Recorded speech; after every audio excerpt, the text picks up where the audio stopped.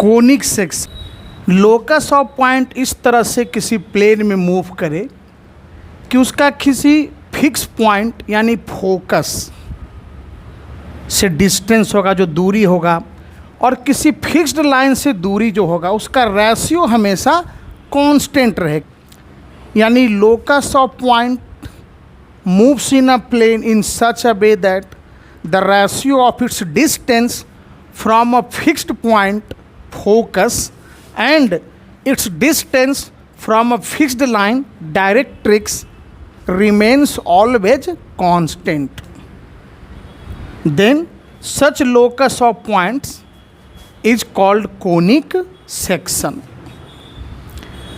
तो conic section ही तभी कहलाएगा जब ये लोकस ऑफ पॉइंट प्लेन में मूव कर रहा हो, ठीक है ना, और उसका किसी फिक्स पॉइंट यानी फोकस से जो दूरी होगा और उसी का किसी फिक्स्ड लाइन यानी डायरेक्ट्रिक्स से जो डिस्टेंस होगा, उन दोनों का रेशियो हमेशा कांस्टेंट रहे, तो हम लोग उसको क्या कहेंगे?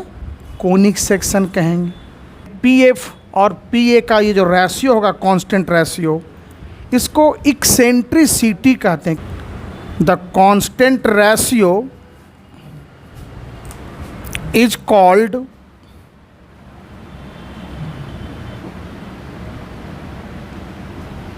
eccentricity, ब्रैकेट में ई लिख दिए। दैट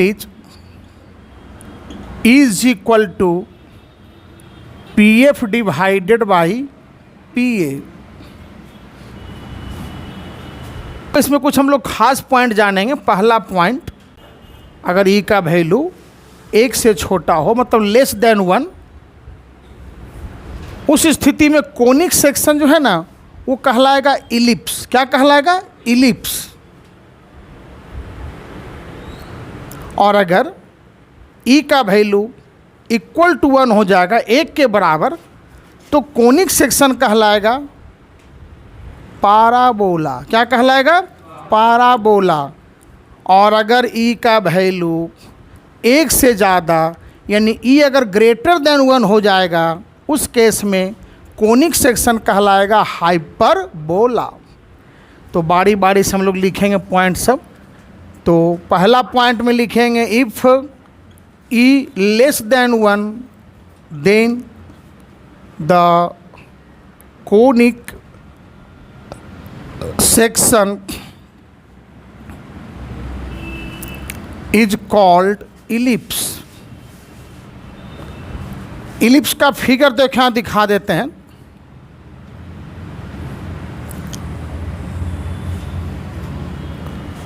ये हो गया ellipse.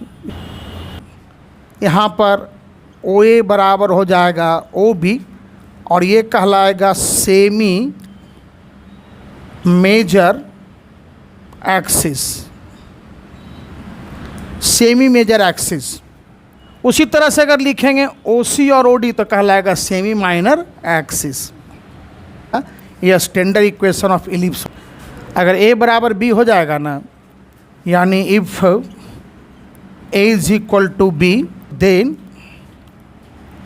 X square plus Y square is equal to हो जाएगा ए स्क्वायर, और इसको कहेंगे स्टैंडर्ड इक्वेशन ऑफ सर्किल। देखो दूसरा point, if E is equal to 1 then the conic section is called parabola. Parabola.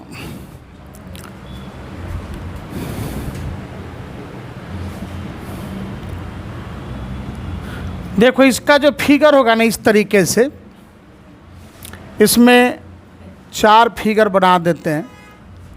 ये मान लो एक्स एक्सिस हो गया, वाई एक्सिस, और ये कहलाता है अप पाराबोला। क्या कहलाएगा? Up parabola. दूसरा देखो फिगर इसी तरह से, ये अगर एक्स एक्सिस ये है बाई एक्सिस, तो ये दिखाओगे नीचे की तरफ तो ये हो जाएगा डाउन पैराबोला, डाउन पैराबोला। यहाँ से देखो एक और, इसी तरह से ये मान लेते हैं एक्स एक्सिस ये है बाई एक्सिस, और ये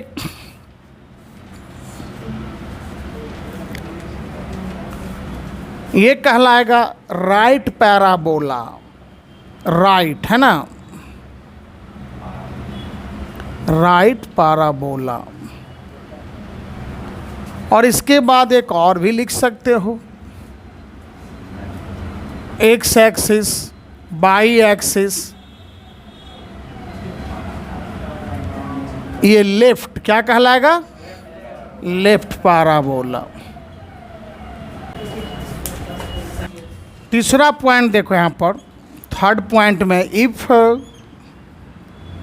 ई greater than 1 then the conic section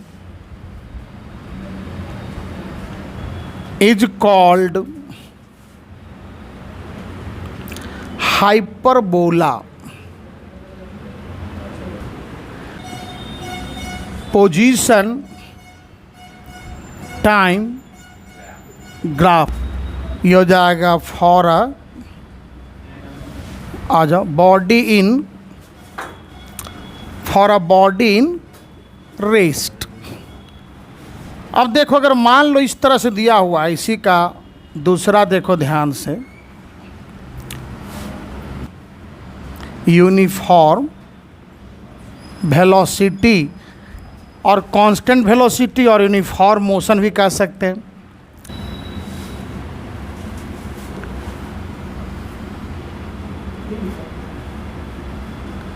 ये भी पोजीशन टाइम ग्राफ है।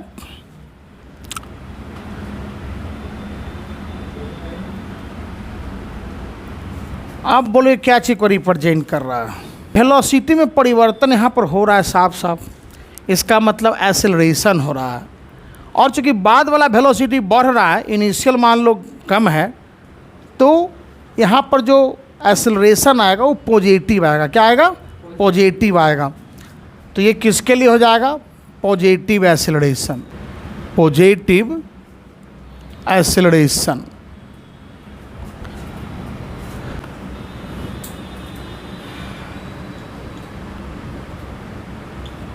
अब तो ये बता ही दो किसके लिए है, negative acceleration, negative acceleration. Number 2 में लिखेंगे वेलोसिटी टाइम ग्राफ। देखो ये जो वेलोसिटी टाइम ग्राफ है, जैसे जैसे टाइम बढ़ रहा है वैसे वैसे वेलोसिटी बढ़ रहा है, मतलब कांस्टेंट यानी यूनिफॉर्म एक्सेलरेशन। दूसरा ग्राफ ये नॉन यूनिफॉर्म एक्सेलरेशन होगा। क्या होगा, नॉन यूनिफॉर्म एक्सेलरेशन। ये वेलोसिटी टाइम ग्राफ का जो स्लोप होता है ना, स्लोप, ये हम लोग को एक्सेलरेशन देता है। क्या देता है, एक्सेलरेशन।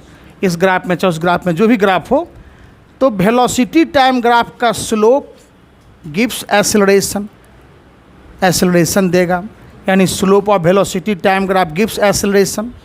दूसरा चीज़, दूसरा पॉइंट क्या है, वेलोसिटी टाइम ग्राफ के अंदर जो एरिया होगा वो हम लोग को देगा डिस्टेंस या डिस्प्लेसमेंट, यानी area under the velocity time graph gives distance और डिस्प्लेसमेंट। एक क्वेश्चन यहाँ पर है कि जो दिया गया फिगर है उससे एक्सेलरेशन पता करना है, यानी from the given figure find acceleration and distance covered between time interval 0 to 6 second. Acceleration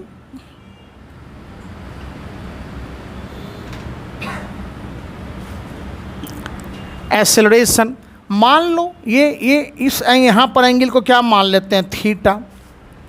तो एक्सेलरेशन जो है ना, ए बराबर क्या हो जाएगा, slope, slope of velocity time graph, यानी slope of V T graph.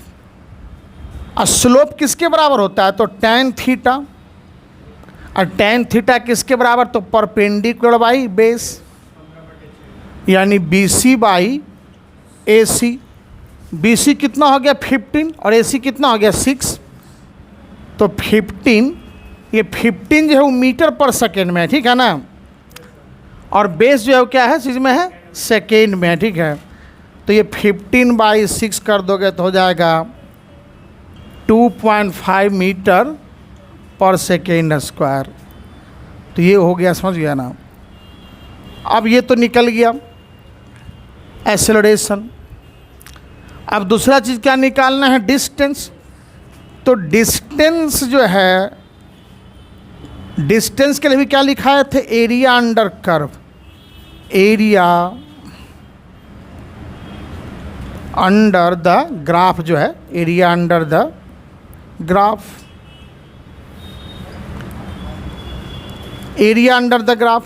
और एरिया किसके बराबर हो जाएगा? तो ये एरिया ऑफ ट्रायंगल बन रहा है। क्या बन रहा है? ट्रायंगल बन रहा है।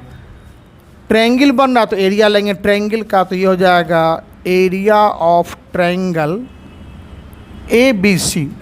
एरिया अंडर द ग्राफ हम लोग लेंगे डिस्टेंस निकालने के लिए। तो ये ट्रायंगल बन रहा है तो किसका एरिया लेंगे? ट्रायंगल का, यानी एरिया ऑफ ट्रायंगल ABC। और एरिया ऑफ ट्रायंगल क्या होता है? 1/2 into base into height. Hindi में कहते हैं 1/2 इंटू आधार गुने ऊंचाई। तो 1/2 बेस कितना हो जाएगा? यानी AC, और हाइट यानी ऊंचाई क्या हो जाएगा? BC। तो 1/2 इंटू AC कितना है? 6 सेकेंड। चल इस बार यूनिट के साथ लिखते हैं। और BC हाइट हो गया 15 मीटर पर सेकेंड। सेकेंड सेकेंड कैंसिल हो जाएगा, और देखो ये 3 बार में कट जाएगा, तो 45 हो जाएगा मीटर। तो डिस्टेंस हो गया 45 मीटर। नेक्स्ट है सिमेट्रिक पैराबोला। अब सिमेट्रिक पैराबोला का ग्राफ कैसे रिप्रेजेंट करेंगे? तो इसका ग्राफ जो होता है एक खास इक्वेशन के द्वारा हम लोग रिप्रेजेंट करेंगे। y = ax², यानी this graph is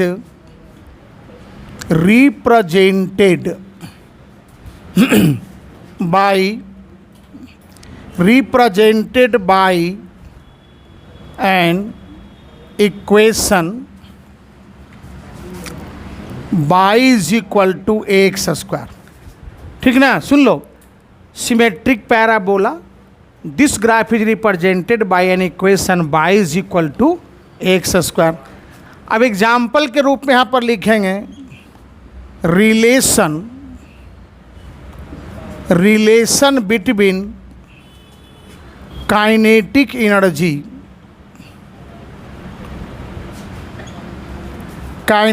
energy K and linear momentum P।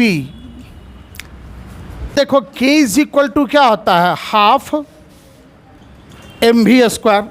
P होता है mv।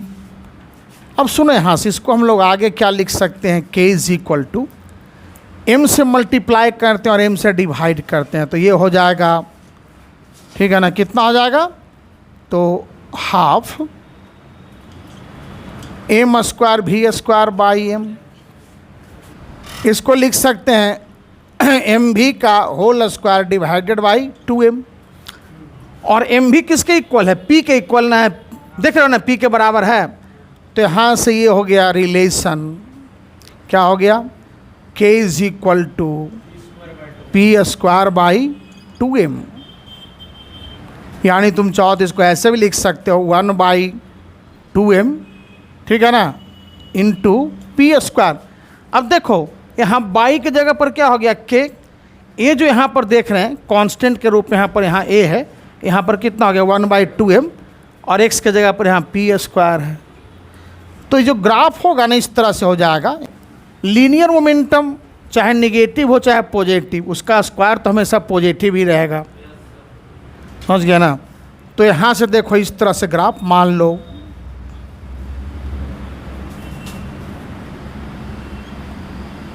ये हो गया ग्राफ इसका। नेक्स्ट नंबर 4 में एसिमेट्रिक पैराबोला। तो this graph is represented by an equation y is equal to X plus B X square.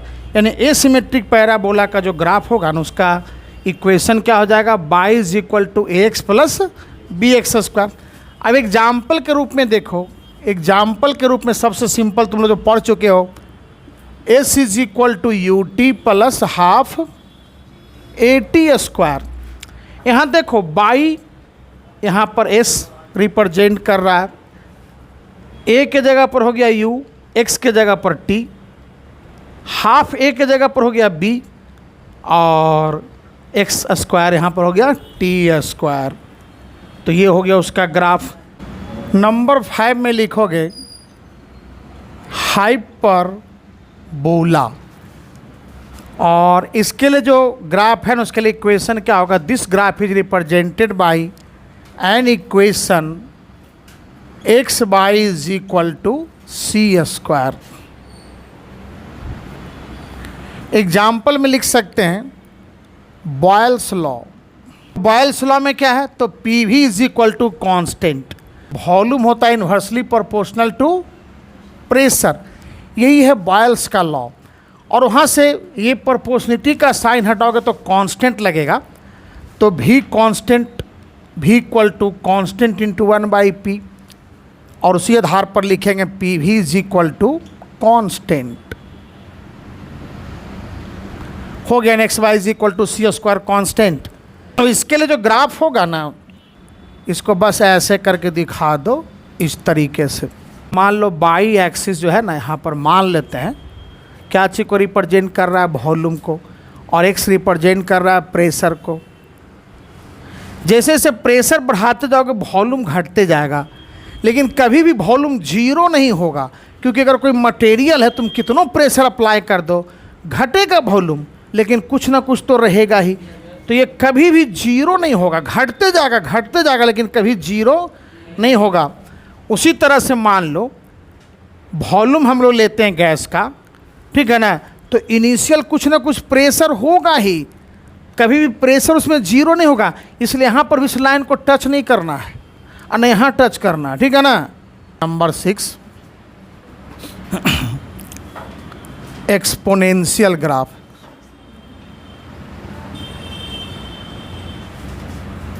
Exponential छूट गया तो लिख देते हैं। Exponential graph. इस ग्राफ को कैसे रिप्रेजेंट करेंगे, तो this graph is represented by an equation y is equal to e to the power minus ax। Example में लिखेंगे the number of remaining atoms in a radioactive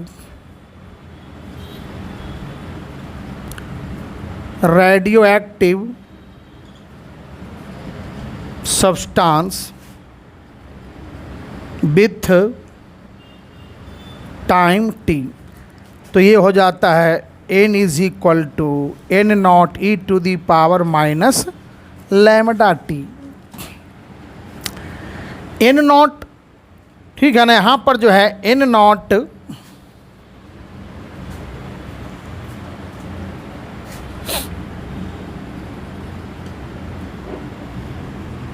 where n naught का मतलब हो जाएगा number of atoms at T is equal to 0। मतलब जिस समय substance exist किया उस समय जो टोटल नंबर ऑफ एटम है वो है n0, और लैम्डा को कहते हैं डी के कांस्टेंट। लैम्डा जहाँ लिखा हुआ है वो कहलाता है डी के कांस्टेंट। और n तो हो गया नंबर ऑफ एटम जब टाइम है t, ऊपर में लिखा हुआ है।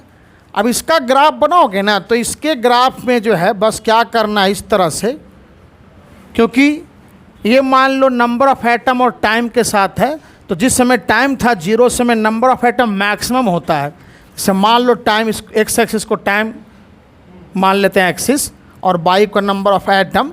तो जिस समय टाइम होगा 0 उस समय एटम हो जाएगा मैक्सिमम।